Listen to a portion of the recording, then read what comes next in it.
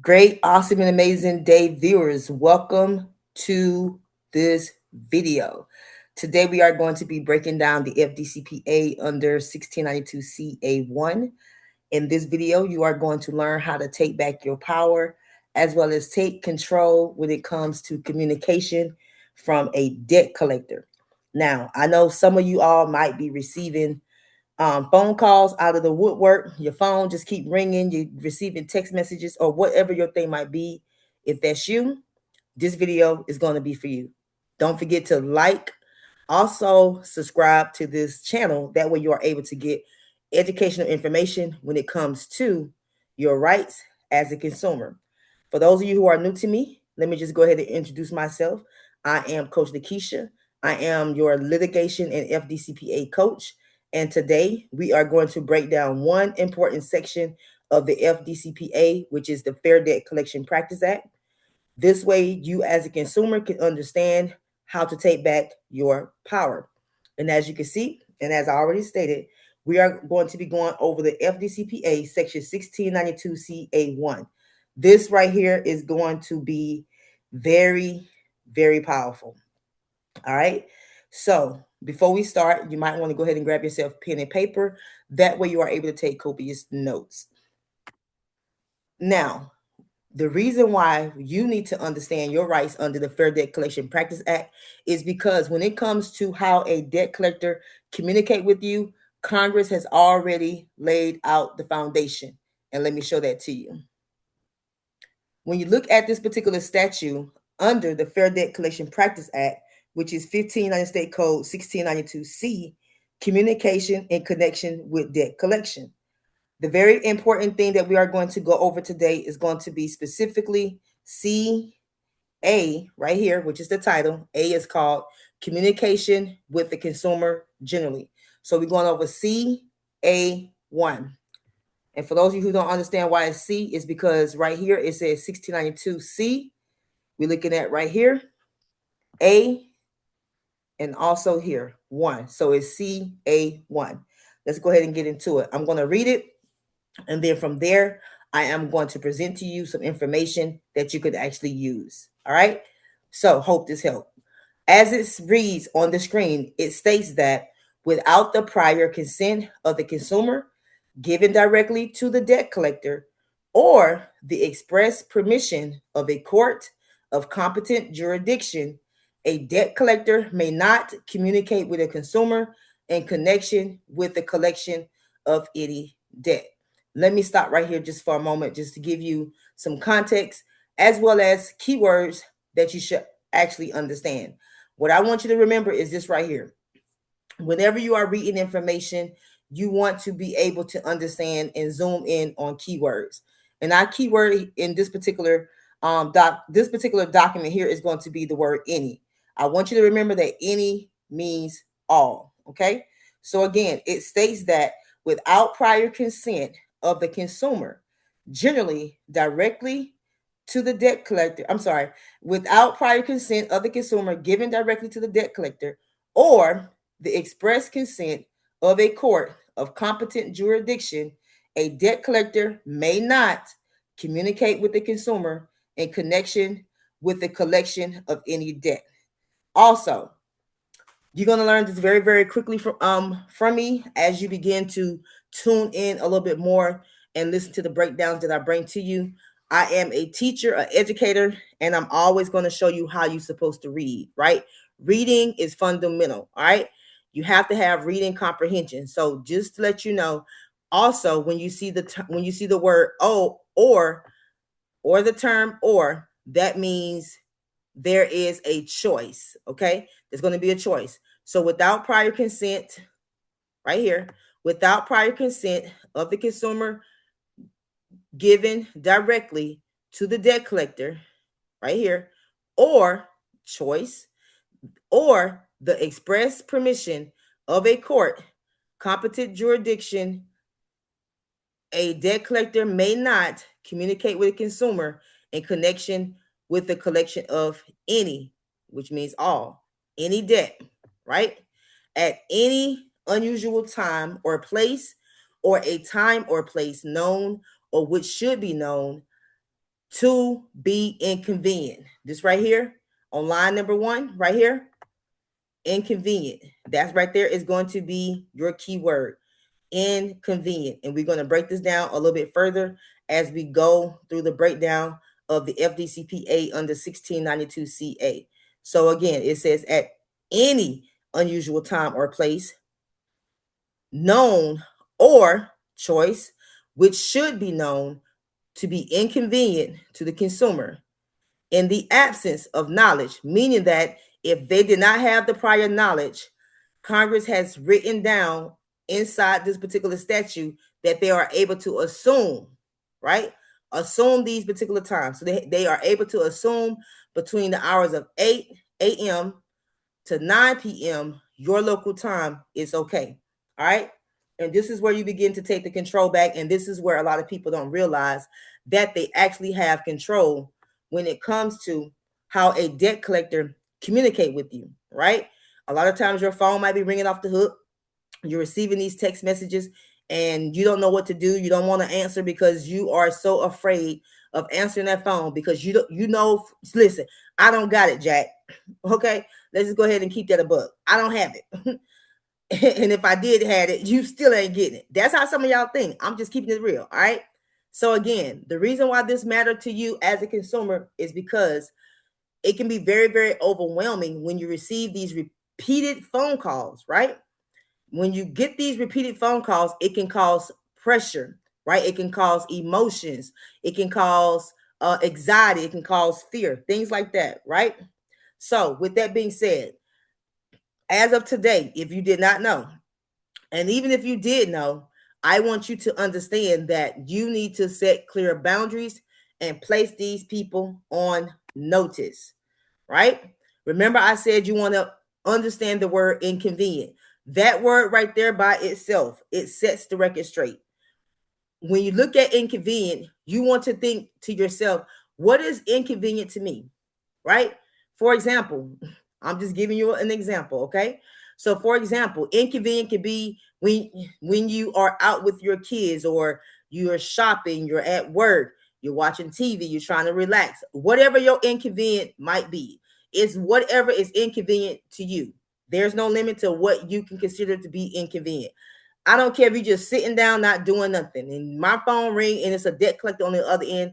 Listen, you are inconveniencing me. All right. So again, this word inconvenient holds significant weight in consumer law. All right. I want you to remember that the word and the term inconvenience holds significant weight in consumer law, right? Communication from debt collectors should not create unreasonable disruption in your life. Remember, I said you could just be sitting doing nothing. You could be just sitting scrolling up and down YouTube or Instagram or TikTok or whatever your thing might be, right? You could just be there just reading a book. You could just be there doing nothing. But if that phone ring and it's disrupting you, guess what? That's inconvenient. All right. This also is going to include considering the time, the frequency, and overall patterns of their contact, right? There's a thing that's called the 7 and 7 rule, and I'll break that down in another video. But if you want to go to Google, you can go to Google and you can type in what is the 7 and 7 rule when it comes to collection. And then from there, you are able to see what the 7 and 7 rule is. But until then, I will break it down in a whole nother video. We are focusing on directly on the FDCPA under 1692. So like I said before, you want to remember that you have control and you have power. You cannot continue to have anxiety every time your phone rings, right? You have to place them on a clear notice. Okay. And I'm going to give you an example of how you are able to place them on notice. You are able to write them a letter, right? Me personally, I like putting things in writing. Even if they was to call if they call your phone and you let them know, listen, stop calling and ringing my phone. Please, you are inconveniencing me. This right here is an inconvenient time. Make sure you get it on the record, on that recording, that this is a inconvenient time. They're going to ask you, well, when is a good time? There is no good time. I will contact you, okay? I will contact you, right? And I know some of you might be saying, well, what if they call back? And I'm glad you asked. If they continue to call and ring your phone when you have explicitly told them to stop calling your phone, guess what? They have now violated your rights under the FDCPA. And what you need to do is begin to take down a call log, build your evidence, take screenshots. That way you can build your case against them, because they cannot continue to impede on your rights to privacy. All right. So I want you to understand that. So I'm going to take you back to the statute, and that way you can take a look at this information, and I'm going to break it down a little bit further to you. And I'm going to also give you some pointers as well as a strategy that you may be able to use. All right. So like I said before, it states right here inside the statute, right here under A, right here, communication with the consumer generally. This is what it says, right? Because remember, I said that they are able to assume the time, right? They are able to assume the time between 8 a.m. and 8 p.m. your local time to be convenient. However, once you place them on a verbal notice or even a written notice, they have to obey your wishes, okay? And even though you might tell it to them on the phone, me personally, to protect myself, I also place it in writing. And if you have the ability to record on your phone, then by all means, do so. But at the same time, protect yourself and make sure that you are in a one-party consent state, okay? If you are going to record, remember, I'm going to always give you the strategy, but I'm going to always teach and show you how to remain in compliance. That way, whatever you are doing, it does not backfire on you, okay? So again, let's take a look at this information, and let's talk a little strategy just with this particular part by itself. It says without prior consent, right? So without prior consent of the consumer given directly to the debt collector. So like I previously said, they are able to assume the time is convenient between the hours of 8 a.m. and 8 p.m. If they call you before 8 a.m., guess what? That is a FDCPA violation. If they call you after 9:01 p.m., I'm sorry, if they call you after 9 o'clock p.m., right? They call you at 9:01 p.m., that is a violation of the FDCPA. And I always tell people this right here. It's not what you know, it's what you can prove. And we'll get into that a little bit further.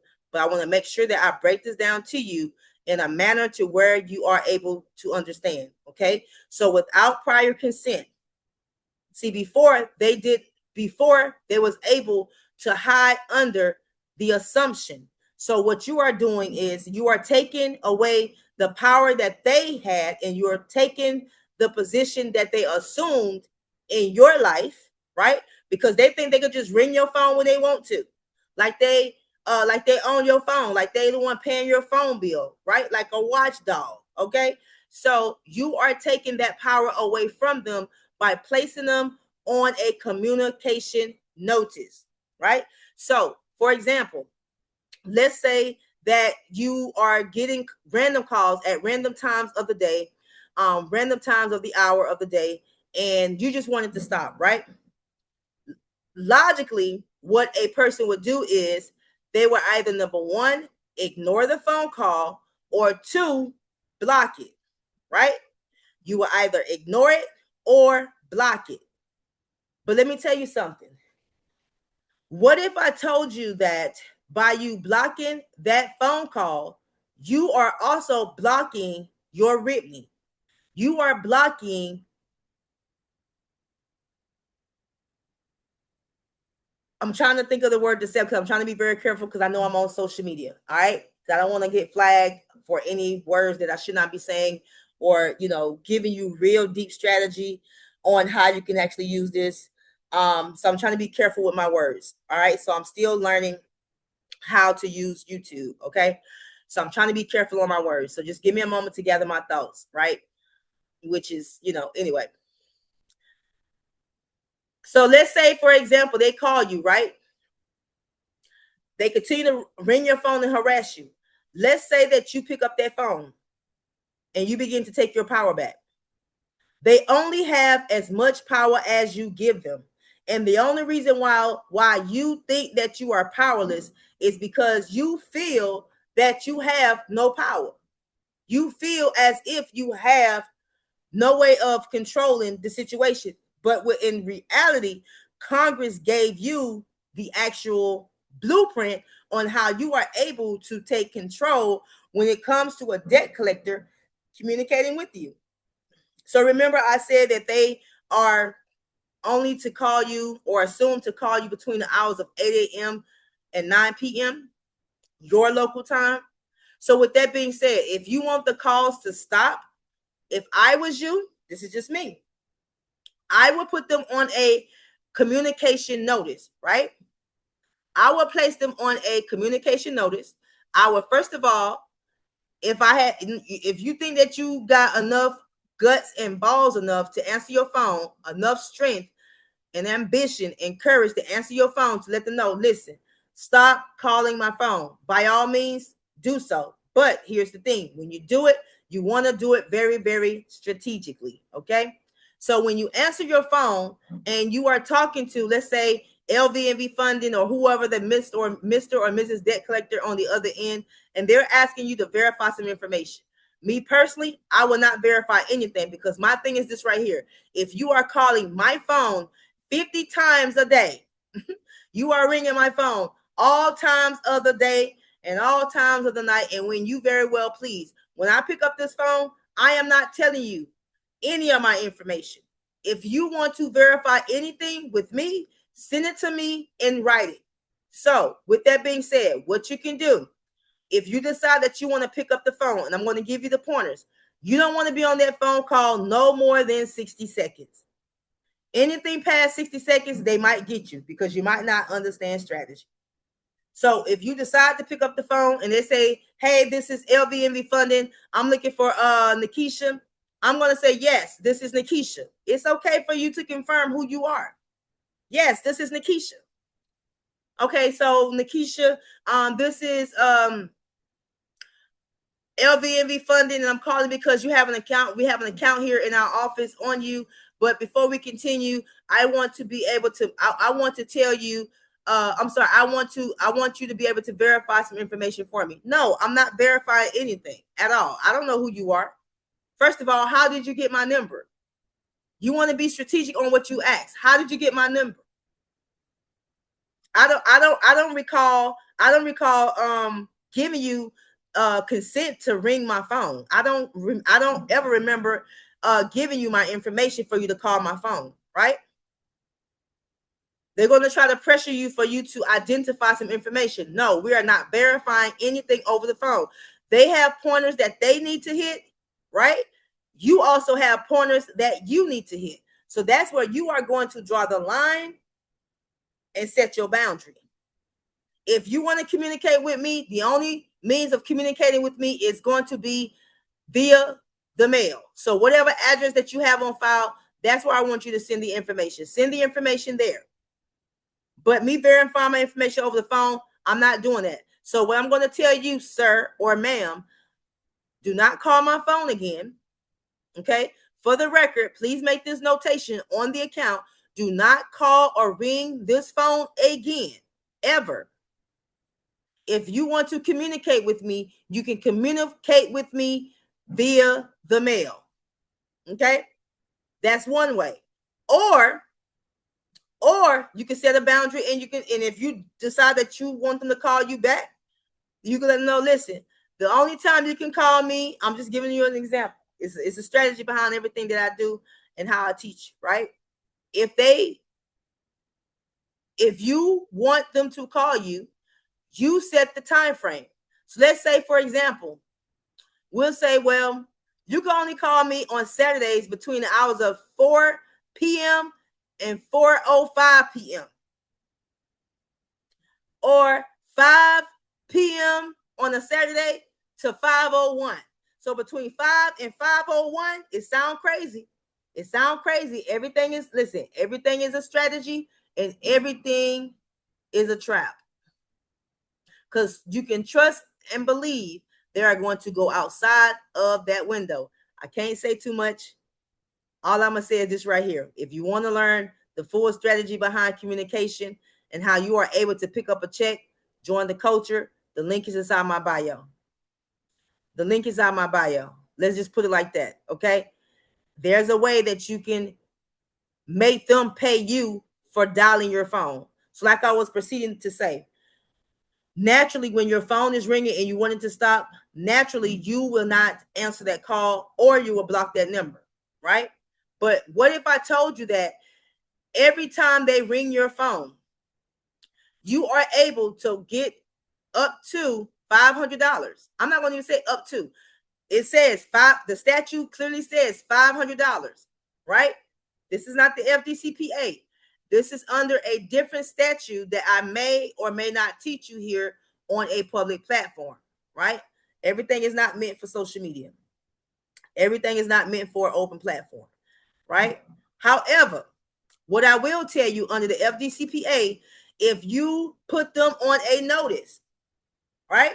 If you place them on a solid notice and you give them the notice and they violate the notice that you given to them, you are able to get up to, it's a possibility that you are able to get up to $1,000, up to 1,000, anywhere between 100 to 1,000. Okay, that's going to be under 1692K, and I will definitely break that down for you here on a public forum.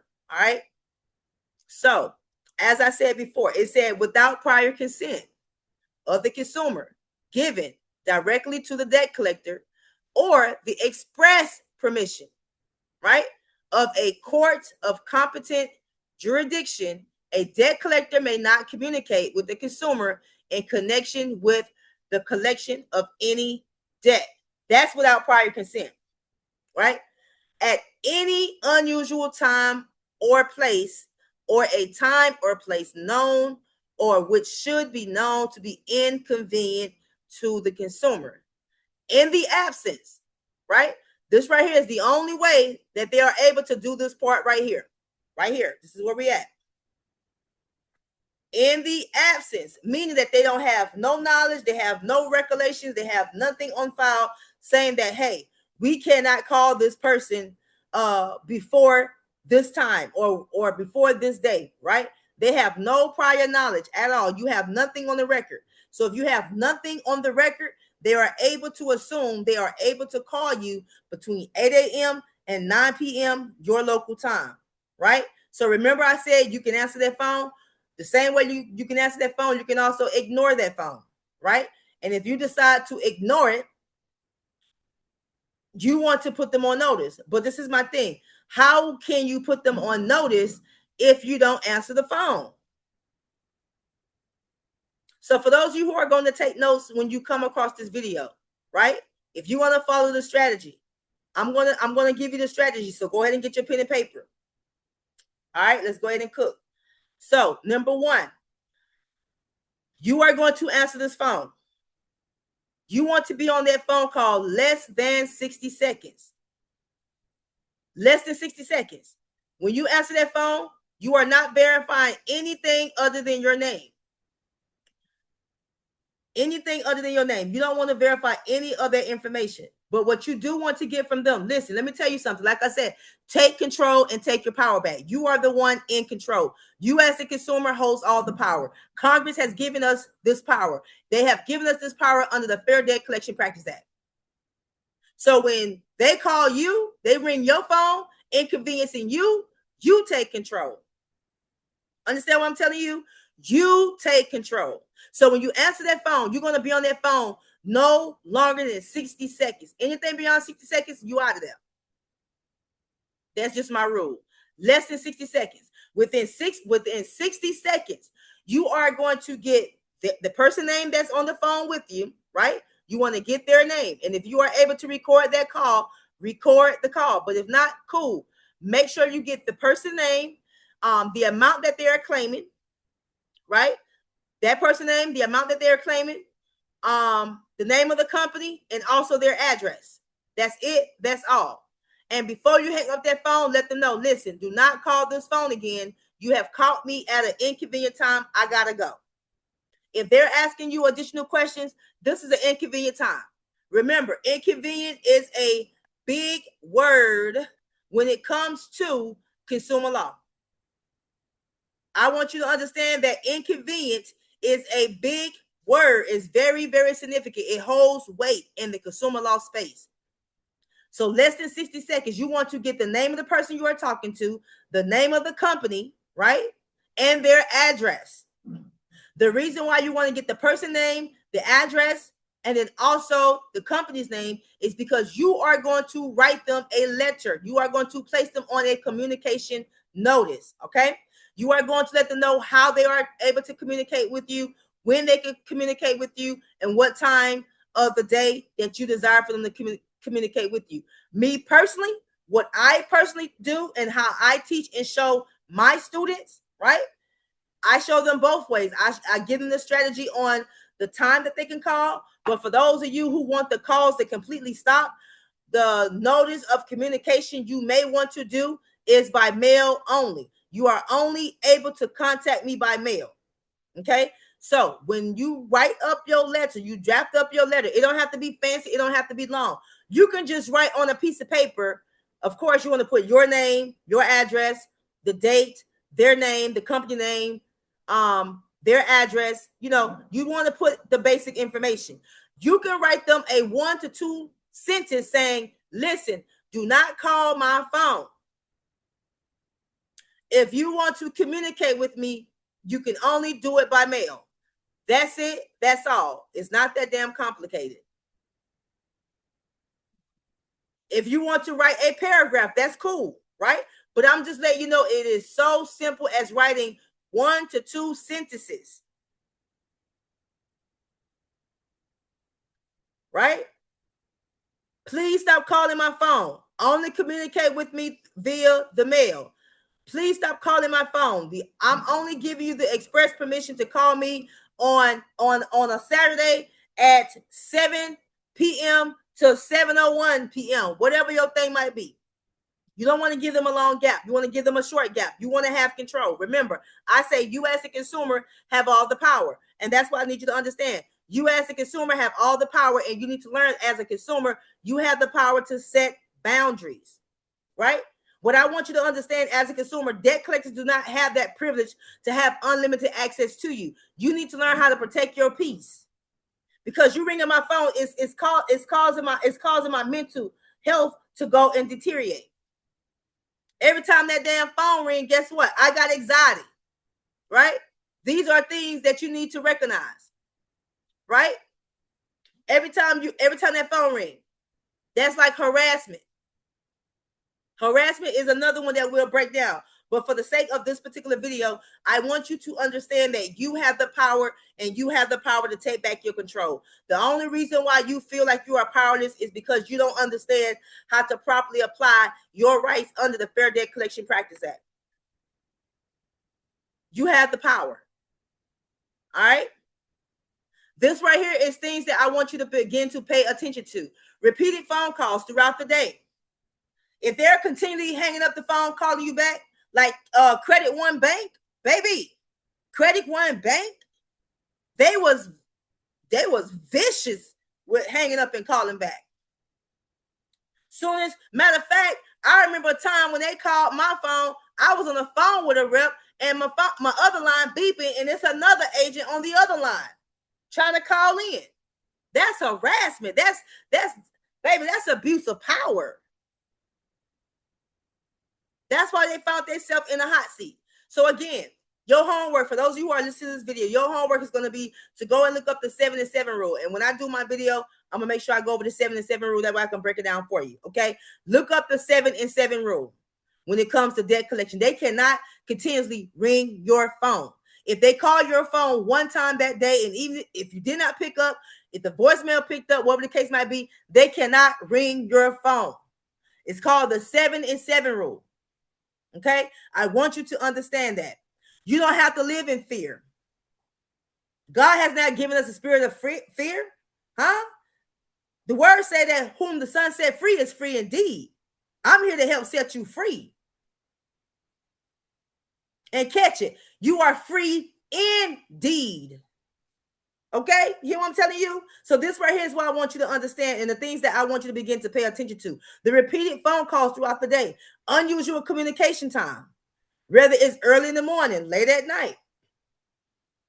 If they calling you past 9 o'clock p.m. your local time, guess what, baby? Let me tell you something.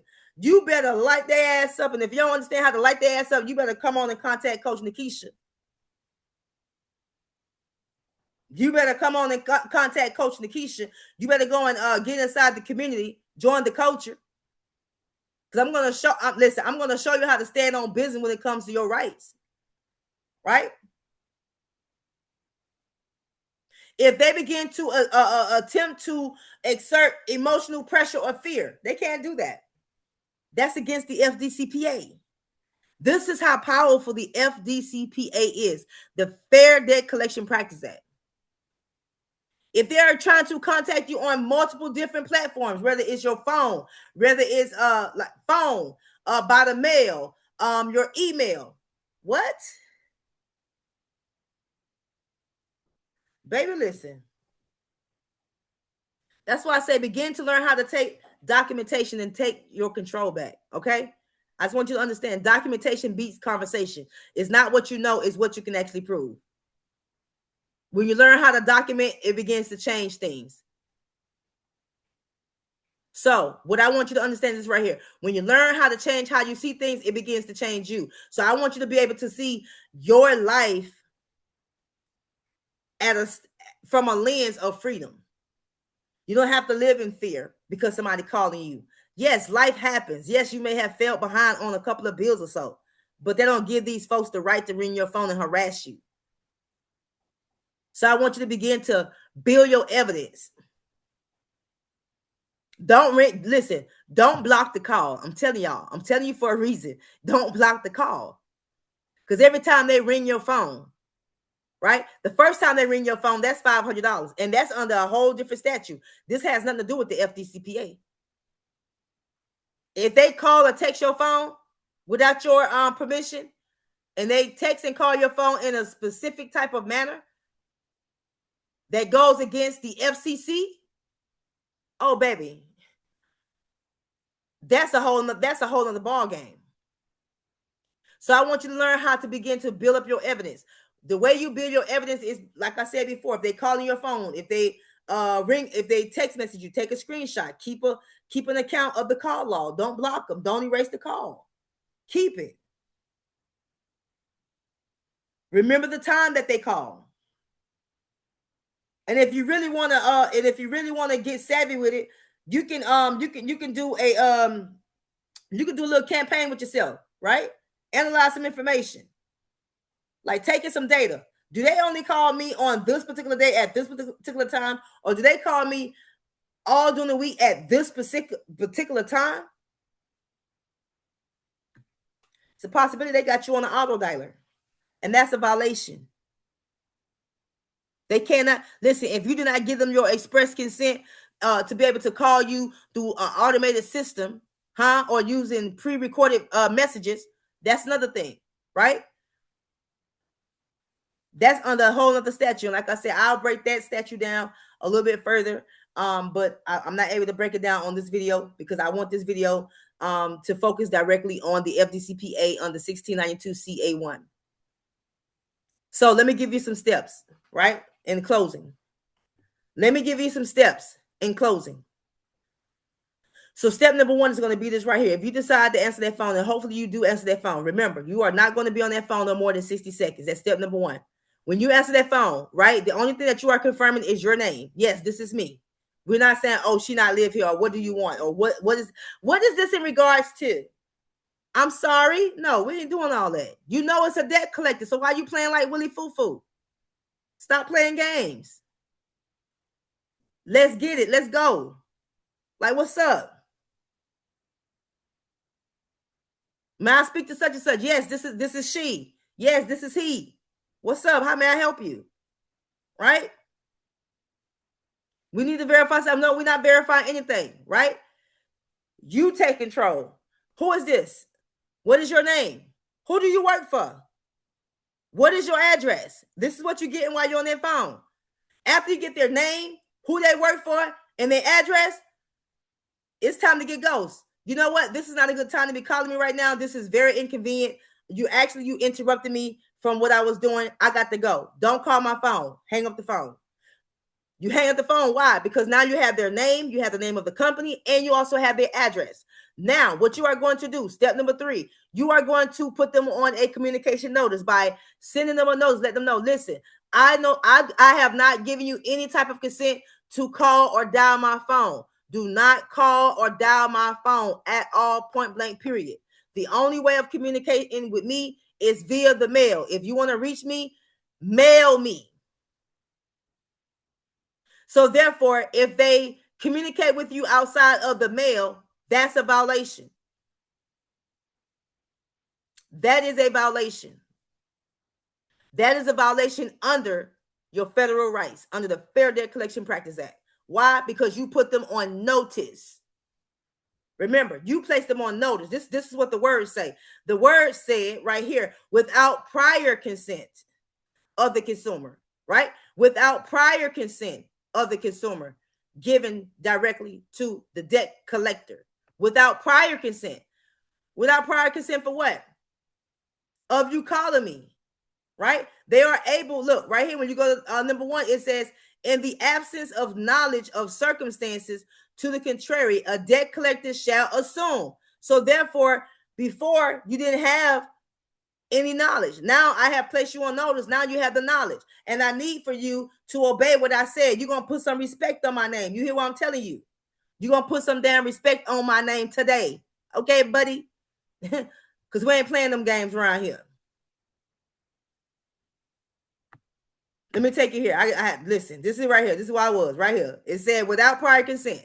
Without prior consent of the consumer given directly to the debt collector. That's all you need to stop at. Remember, I said or is a choice. And that's the thing. People don't know how to read, and I need you to learn how to read. It gave you choice number 1. Choice number 1 was without the prior consent. That's choice number 1, right? When you go down here to this particular statute right here where it gives the given time, it's giving you the given time because this is the time that the debt collector can assume. You can't assume no more because I placed you on notice. I placed you on notice. So you can no longer assume, and you can't hide behind, oh, we didn't know, because your ass was put on notice. Point blank, period. All right? I need you to understand that it's not about your emotions. It's okay to have your feelings, but don't operate in your emotions. You have to have strategy. If you don't have, listen, if you don't know how to control and level out your emotions, you're going to shipwreck every time. So I need for you to begin to slow down and begin to document the information. Analyze. Right? You want to begin to analyze by identifying the specific violation or patterns. That's what I just told you earlier. And then you want to begin to set boundaries, right? When you set your boundaries, you are going to use the law. The law is the very thing that's going to help you define your actual boundary. I've told you all before, and for those of you who are new to me, you will learn real quick that I am very, very big on letting you know that consumer law is a tool and consumer law is a strategy. You don't have to know everything inside the book. You just have to know a thing and know how to use that thing. All right? So when you begin to come into the knowledge of the information, you are going to begin to apply that knowledge, right? And the reason why you want to apply that knowledge is because once you get that knowledge, it's going to create confidence. It's going to build your confidence. You're going to begin to get the results that you've been looking for, right? Remember that education changes perspectives. It changes perspective and it also empowers you. So strategic action builds confidence, right? What I need you to understand as a consumer, right? You must understand and know your rights that protect you and also your future, and stop operating from a place of fear. That's why my motto is know your rights, protect your future, take control. Get inside your word, get inside this book. This right here is your protection, right? If you want to get the full breakdown and continue to have the guidance and someone to groom you and coach you and walk with you and guide you through your process and the knowledge that you are able to come into, by all means, you can always join the coaching. The link is going to be inside my description as well as inside my bio here on this particular platform. Okay. When you join the coaching, You are going to be educated, right? You're going to have live trainings. You're going to have self-paced training. You're going to have access to all the tools that you need. You're going to have a supportive community. You know what I'm telling you? We are here to help you, right? But the thing is this right here. Are you ready for the real transformation that's about to take place in your life? With that being said, I hope something on this video was said to you on this day in order to help you move forward. I'll see you on the next module.